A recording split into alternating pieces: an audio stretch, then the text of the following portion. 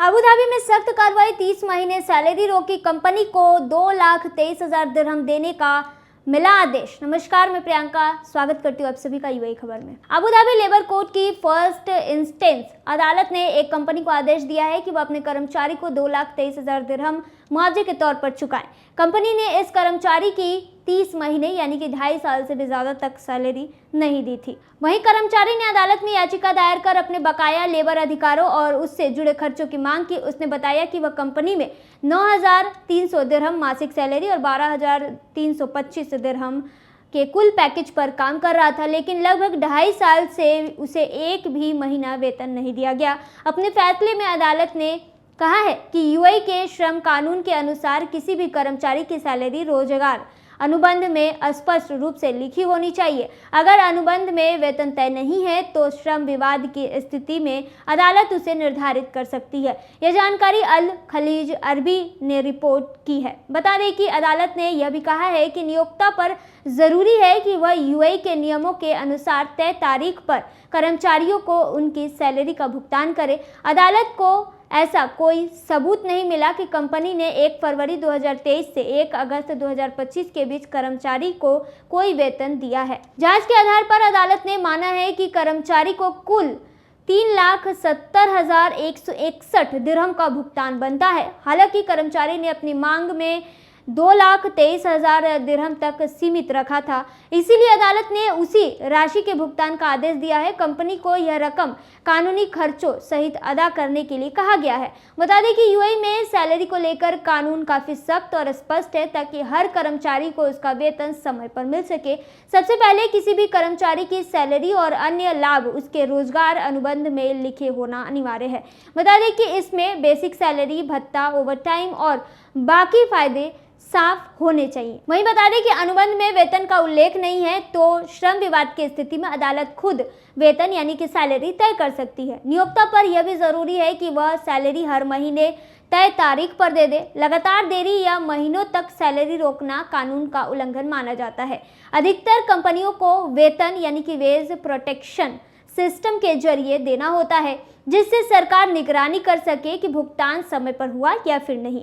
Salary काटना या रोकना केवल कुछ ही कानूनी परिस्थितियों में अनुमति है। बता दें कि वह भी सीमित प्रतिशत तक। मनमानी कटौती पूरी तरह से अवैध है। रोजगार समाप्त होने पर कंपनी को तुरंत फाइनल सेटलमेंट देना होता है, जिसमें बकाया सैलरी, ग्रेजुटी, छुट्टियों का पैसा और अन्य राशि शामिल होती है। कुल मिलाकर कहें तो यूएई में कानून कर्मचारियों के वेतन अधिकारों की पूरी सुरक्षा करता है और कंपनियों को समय पर भुगतान करने के लिए बाध्य करता है। क्या आपकी भी सैलरी आपके एम्प्लॉयर ने कभी रोकी है? कमेंट करके जरूर बताइएगा।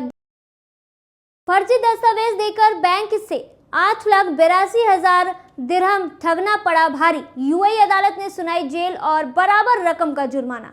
एक संघीय अदालत ने एक व्यक्ति को जालसाजी की बड़ी साजिश रचने का दोषी ठहराया है। उसने फर्जी दस्तावेज जमा कर यूएई के एक बैंक को धोखे में डाल दिया, जिसके बाद बैंक ने उसके करीब 8,82,000 दिरहम के व्यक्तिगत कर्ज का भुगतान कर दिया। आरोपी ने अपनी आय को बढ़ा चढ़ाकर दिखाया और नकली हाउसिंग कमिटमेंट तैयार किए थे। बता दें कि अदालत के फैसले में 3 महीने की सस्पेंड, जेल सजा और बैंक द्वारा चुकाई गई रकम के बराबर जुर्माना शामिल है।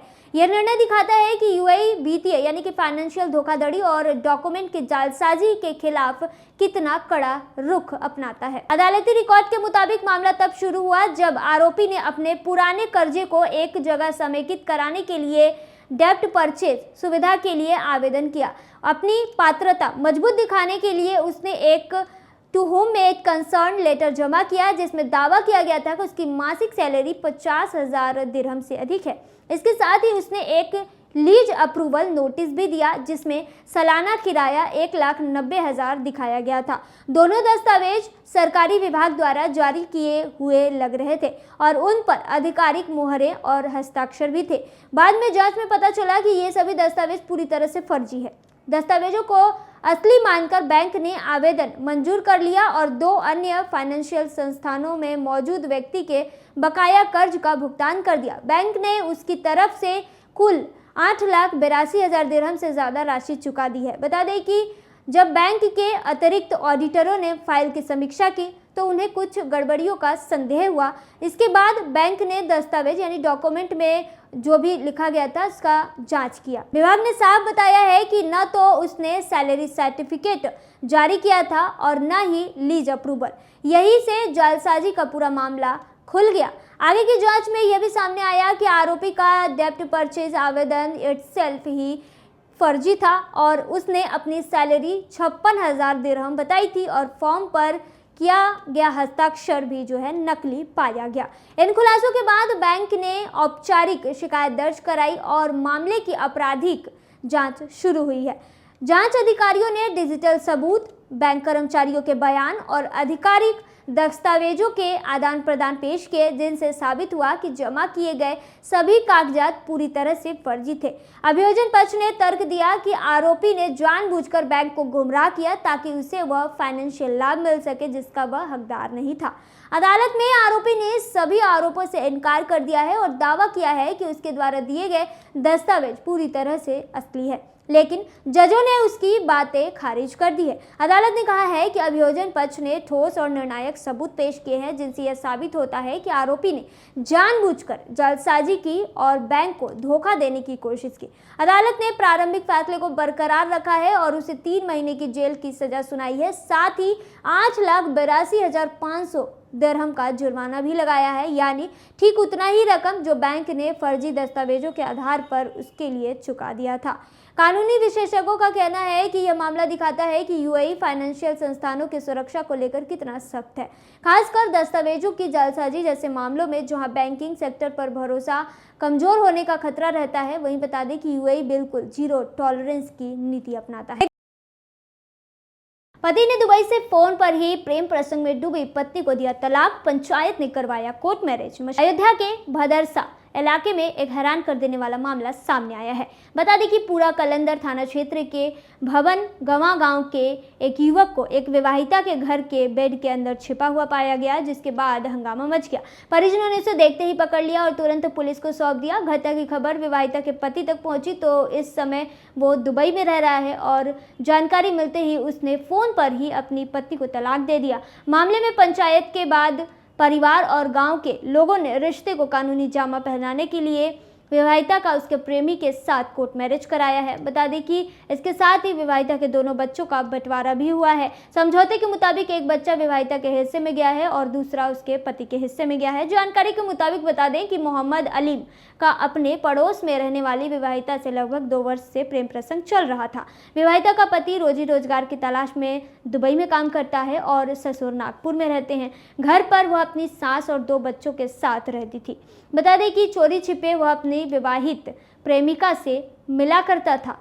विवाहिता अपने प्रेमी को अक्सर घर में बुला लिया करती थी। इस बात की गांव वालों में कानाफूसी चल रही थी, मगर मोहम्मद अलीम के धार्मिक और 5 वक्त का नमाजी होने के कारण गांव के लोगों को इस पर विश्वास नहीं हो रहा था।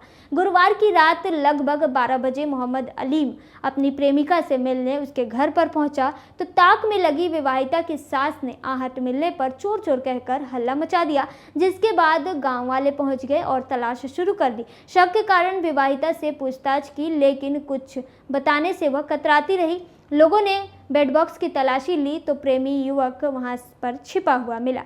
बता दें कि लोगों ने इसके बाद उसकी पिटाई कर दी और पुलिस के हवाले कर दिया। मामले की जानकारी विवाहिता के पति को दी गई तो पति ने दुबई से ही फोन पर अपनी पत्नी को तलाक दे दिया। इधर गांव में पंचायत शुरू हुई और प्रेमी पर शादी का दबाव बनाया गया। काफी जद्दोजहद के बाद शुक्रवार को प्रेमिका के पिता के सामने कोर्ट मैरिज की सहमति बनी है। देखते रहिए यूएई खबर। धन्यवाद।